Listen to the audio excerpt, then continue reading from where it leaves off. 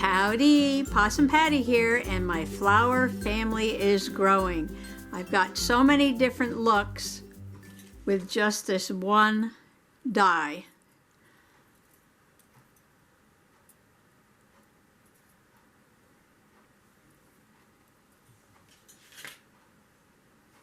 I finished sewing around all of my quilted flowers that I made the other day, and I love, love, love these little spring quilted flowers with the pink slow stitching. They're so soft. I added one more layer of that glitter glue that I bought the other day at Walmart. Doesn't really have a lot of glitter in it, but if you want a subtle glitter look, I think that's a good purchase. And then while I was making these material flowers, I found out that adding a piece of thin paper under the material made the dye cut through the material a little bit cleaner. So then I wound up with all of these flowers. And I made them into little flower families with matching, 3 different papers with matching color schemes. I put little gems in the middle, and I'm calling this series my dewdrop flowers because on each flower, on the petal, one petal of each flower, I put just a little bit of that glitter glue to look like a dewdrop. Some of these papers have a little bit of glue on them already, but not all of them. So here's my little dewdrop on this one. So each flower has one little shiny dewdrop on them. And like I said, I made them into families, color families. And I made a whole bunch of them. Here's some pretty blue ones. Well, you get the idea. Of course, then I had my really sparkly ones I made, and I have my metallic ones I made. Each flower set is totally different looking from the other, but all made with the same dyes. And before I switch over to cutting something else out, I wanted to try just a few more looks. And one look I wanted to try was on my Yupo paper, Y-U-P-O, Yupo. It's 100% polypropylene, and it is like a plastic finish. Now I bought this to do some watercoloring on, and I did one painting for a show about shoes.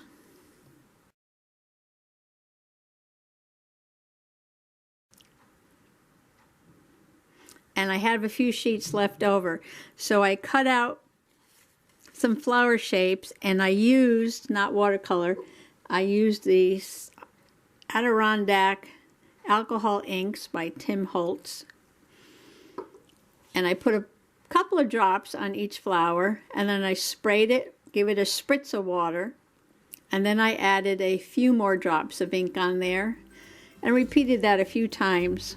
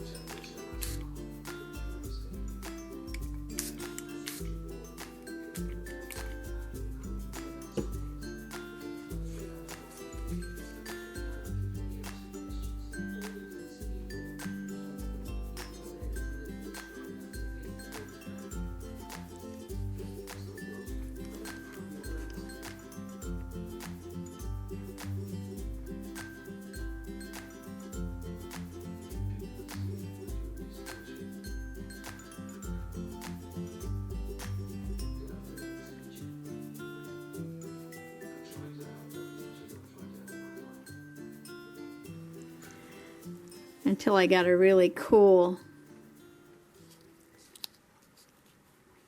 look on these flowers. And I didn't put these together yet because I wanted to show you just how cool these are.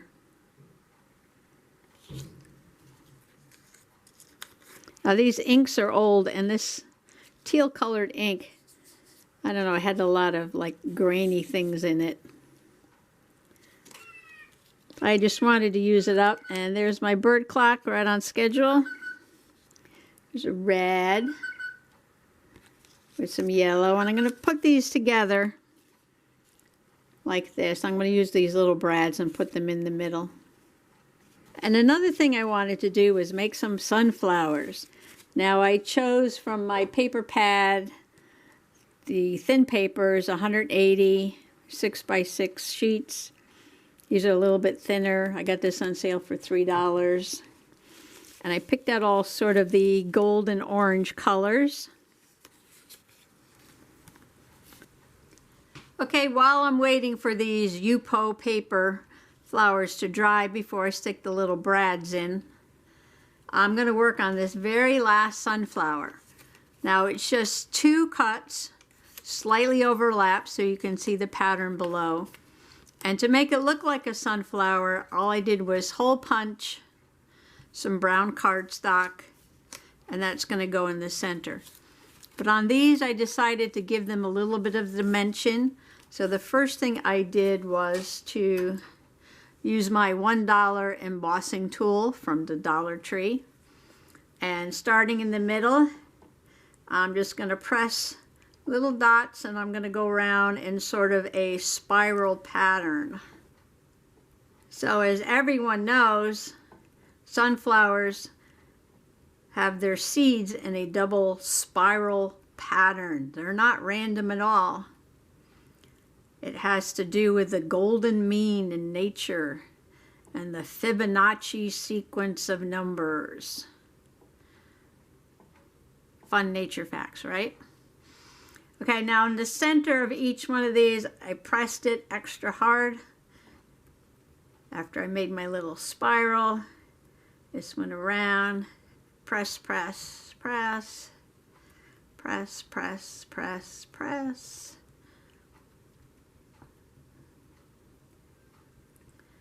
And then I flipped it over. And so now I have little sunflower seeds raised up as a pattern on the back. And I'm going to use this glaze pen by Sakura, Japan. Orange glaze pen, and lightly just go over each one of these seeds. And it kind of leaves like a dimensional shiny ink.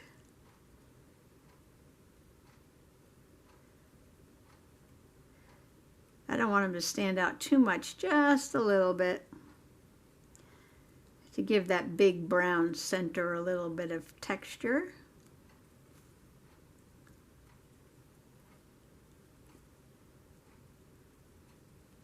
Like that. That takes a little bit to dry. So I'll just put that aside for right now. And off camera, I'm just going to poke some holes in the center of these Yupo flowers and stick these brads in. Okay, I put all of the inky ones together with some brads, and my sunflowers are all finished. And I believe I have a sufficient abundancy of flowers for right now.